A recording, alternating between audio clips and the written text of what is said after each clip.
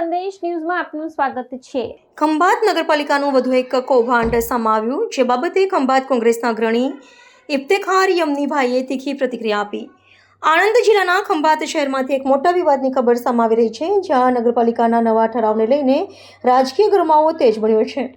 ખંભાત નગરપાલિકા દ્વારા જાહેર કાર્યક્રમો માટે નવા ચાર્જ લાગુ કરવામાં આવતા વિપક્ષે આ નિર્ણયનો સખત વિરોધ કર્યો છે।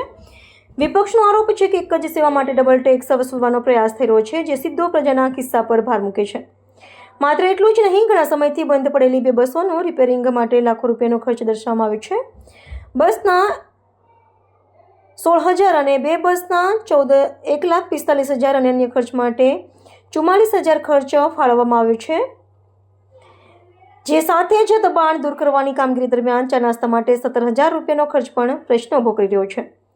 વિપક્ષનું કહેવું છે કે સફાઈ કર્મચારીઓ પહેલેથી જ નગરપાલિકાના ફંડમાંથી પગાર લે છે, તો પછી ફરીથી ચાર્જ વસૂલવાનો શું અર્થ? આ નિર્ણયને કોર્ટમાં પડકારવાની તૈયારી પણ દર્શાવવામાં આવી છે। ખંભાત કોંગ્રેસના અગ્રણી ઇફ્તેખાર યમનીએ આ મામલે તીખી પ્રતિક્રિયા આપતા શાસકો પર ભ્રષ્ટાચારના ગંભીર આક્ષેપો કર્યા છે અને પ્રજાને આવા ઠરાવનો વિરોધ કરવા અપીલ કરી છે। બીજી તરફ નગરપાલિકા દ્વારા લગ્ન અને અન્ય પ્રસંગો માટે સફાઈ મંડપ, કેટરિંગ અને ડેકોરેશન જેવી સેવાઓ માટે અલગ અલગ ચાર્જ નક્કી કરવામાં આવ્યો છે। સાથે જ પશુઓના મૃત્યુ માટે પણ ફી વસૂલવાની નવી વ્યવસ્થા અમલમાં મૂકવામાં આવી છે। હવે નજર રહેશે કે આ વિવાદ કઈ દિશામાં આગળ વધે છે અને પ્રજાની પ્રતિક્રિયા શું રહે છે। ખંભાત નગરપાલિકા દ્વારા છેલ્લી સામાન્ય સભામાં એક એવો ઠરાવ લાયા કે ભાઈ સફાઈના લગ્ન પ્રસંગ હોય તો પ્રજાએ સફાઈના 500 રૂપિયા ચૂકવવાના, જેસીબીના 1 કલાકના 1100 રૂપિયા ચૂકવવાના અને ડોઝિયરનો 1 કલાકનો ચાર્જ 750 અને બીજા ટ્રેક્ટર જો આવે ભરવા માટે કચરો તો એનો ચાર્જ 600 રૂપિયા। આ ઠરાવ એમણે હું આપને બતાવવા માંગુ છું। આ ઠરાવ કર્યો છે ખંભાત નગરપાલિકાએ અને વિપક્ષે આનો સખત વિરોધ કર્યો। ખંભાત નગરપાલિકા એક્ટમાં જોગવાઈ છે કલમ 87 ગ મુજબ કે ખંભાત નગરપાલિકાની મૂળભૂત ફરજમાં આવે છે આવશ્યક સેવાઓ પૂરી પાડવાની। આ સફાઈ એમાં એક મુખ્ય કાર્ય છે નગરપાલિકાનું અને ખંભાત નગરપાલિકા જે વેરો ઉઘરાવે છે એમાં સફાઈનો વેરો ખંભાતની પ્રજા ચૂકવે છે। તો ખંભાતની પ્રજા પર વધારાનો બોજો, આર્થિક બોજો નાખવા માટેનો આ ઠરાવ, જેને વિપક્ષ તરીકે અમે સખત શબ્દોમાં એને વખોડ્યો, અમે વિરોધ કર્યો, છતાં પણ 1/4/2026 થી આ હુકમ કરી અને આને અમલવારી કરવામાં આવી છે। એટલા માટે અને આના વિરુદ્ધમાં વિપક્ષે નક્કી કર્યું છે કે અમે RCMમાં અને જ્યાં આની સામે કેસ કરી શકીએ ત્યાં કરીશું।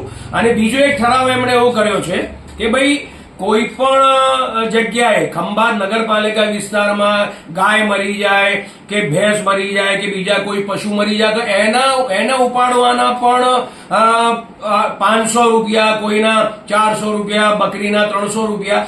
હવે આ સત્તાધીશો ગૌ માતાના નામે વોટ માંગતા હોય અને એને ઉપાડવાના પ્રજાએ 500 રૂપિયા આપવાના। ધારો કે આપના ઘર આગળ કોઈ ગાય મરી ગઈ તો એ ગાયને ઉપાડવાના આપે 500 રૂપિયા આપવાના। તો નગરપાલિકાના માળખામાં સફાઈ અને આ વસ્તુ તરીકે આવશ્યક સેવાઓમાં આવતી હોય તો નગરપાલિકા આ કઈ રીતે વસૂલ કરી શકે?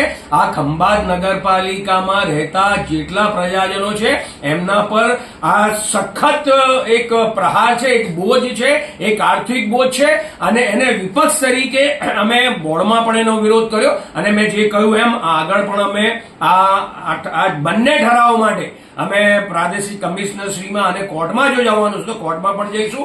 પણ આ સફાઈનો અને ગાય ઉપાડવાનો જે ઠરાવ છે એ સદંતર ખોટો અને ગેરબંધારણીય, ગેરકાયદેસર છે। અને બીજો એક ઠરાવ એમણે, આશ્ચર્યની વાત એ છે કે બીજો એક ઠરાવ એવો આવ્યો કે બે બસો, જે સિટી બસો ખંભાતમાં ફરતી હતી, કેટલા વર્ષોથી બંધ છે।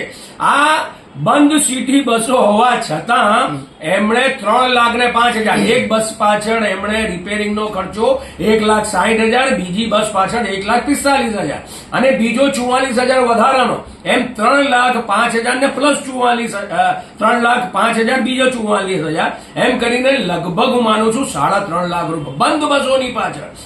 એક દિવસમાં નાસ્તો કરવાનો એમનો ખર્ચ 17,000। તો આ ભ્રષ્ટાચારી લોકો અત્યાર સુધી એમણે ખંભાત નગરપાલિકા ને લૂંટી છે। ખંભાતની જે તિજોરી છે તળિયા ઝાટક કરી નાખી છે, એમણે પોતાના ઘર ભર્યા છે। બંધ બસોનો ક્યારે પણ કોઈ ખર્ચો ના હોય, છતાં પણ 3 લાખ અને 17,000 નો તો એક જ દિવસમાં નાસ્તો કરી ગયા. અને સફાઈના ને હવે એમના કરેલા પાપો એના માટે પ્રજા પાસે વધારાનો સફાઈનો લેવાનો ખર્ચ. તો પછી હું આપના માધ્યમથી કહેવા માંગુ છું કે આ સ્વચ્છ ભારત અભિયાન જે કરો છો તો એ સ્વચ્છ ભારત અભિયાન બંધ કરી દો ને. ખંભાતની પ્રજા આપને ટેક્સ પણ આપે, સફાઈનો ટેક્સ પણ આપે, અને બીજો 500 રૂપિયા વધારાનો લગ્નમાં હોય કે એમના ઘર આગળ કોઈ પ્રસંગ હોય તો એના માટે પણ ચૂકવવાના. એટલે વિપક્ષ આનો સખત વિરોધ કરે છે. અને આપના માધ્યમથી હું કહેવા માંગુ છું, પ્રજાને હાથ જોડીને વિનંતી કરું છું કે આ બંને ઠરાવોનો આપ વિરોધ કરો અને એમની પાસેથી જવાબ માંગો.